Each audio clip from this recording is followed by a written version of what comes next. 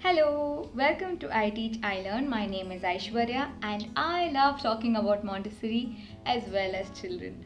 So, the videos in my channel contain a whole lot of Montessori inspired activities, around 20 different skill sets for the development of your 3 to 6 year old as well as your 6 to 9 year old.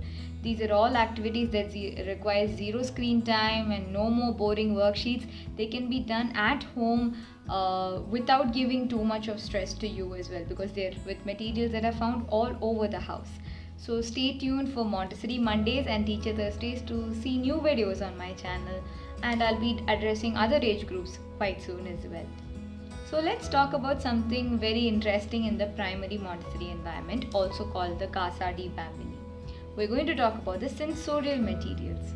Now these materials, if an outsider were to come and look at them, they would be a little puzzled.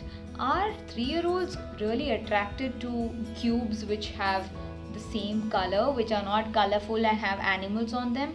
Why are these materials so plain and simple and wooden? Well, they are my favorite materials and I've seen children work with for hours with them. So they are a very important part of the Montessori method as well, and they are universal. So if you find one set of materials here, you'll find the same across the world in any Montessori environment. But what are these materials? Before discussing that, let us understand, when are these materials introduced to the child? These are typically introduced to the 2.5-year-old or the 3-year-old who comes into the primary Montessori environment and has finally settled down, normalized himself or herself, and has shown some trust on the adult. Oh, the activities that you present to me, oh adult, are actually going to help me. So he starts seeking purpose in the activities presented to him. The child also needs to develop a huge sense of willpower, because unlike the concrete practical activity materials, these materials are a little more abstract, and more importantly, there's only one of each of these materials. When were these materials developed? Actually, they were initially used in curative pedagogy or experimental psychology by Dr. Edward Sagan and John Itard.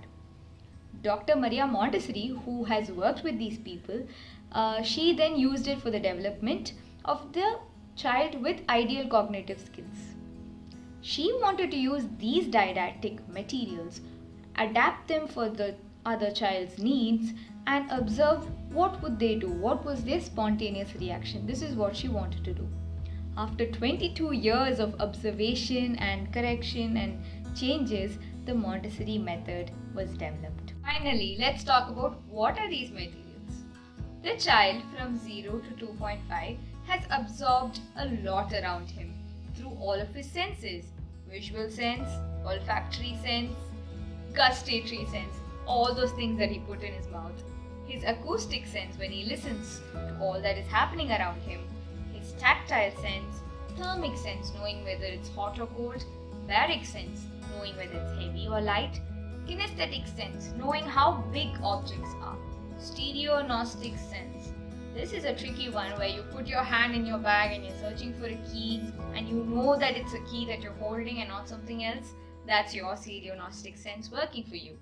Another sense would be the sense of pain. We try to avoid that, don't we? The sensorial materials designed by Dr. Montessori provide purposeful activities for your child to work out with in the primary environment, and this helps him classify all of that information that he has absorbed using his senses through all of his formative years.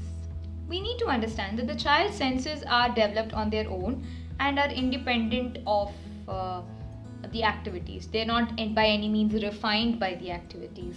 However, these activities help bring in some clarity and sort of educate the senses on what all is available and how to categorize what he sees and feels. These materials are not overstimulating. Rather, they are simple, elegant, scientific, and more importantly, focus on only one physical property and isolate it.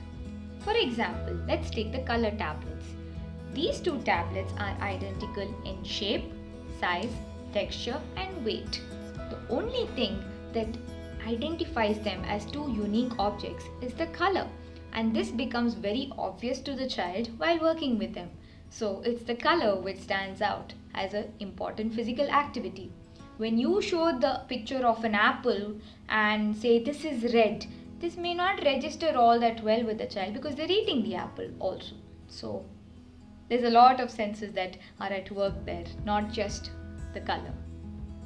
One of the major developmental activities that you can do with the sensorial activities is pairing. There are different types of pairing, and I'll start off by explaining the identical pairing, like the color tablets or the noise boxes, where the two tablets are identical and the two noises that the sound boxes make are identical as well, and all the child has to do is pair the objects which are same.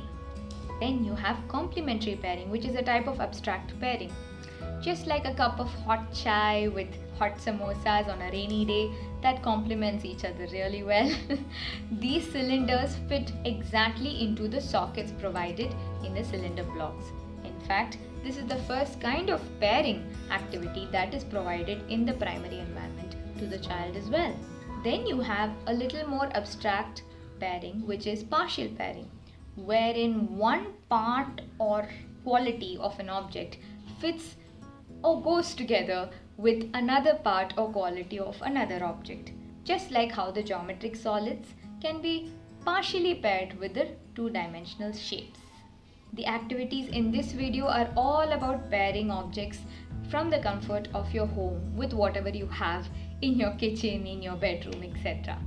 They easily lend themselves to curious questions from your child, which can then lead on to a lot of language work as well as culture work. Do share any photographs or videos and tag at I Teach I Learn. It's I_teach_I_learn on Instagram.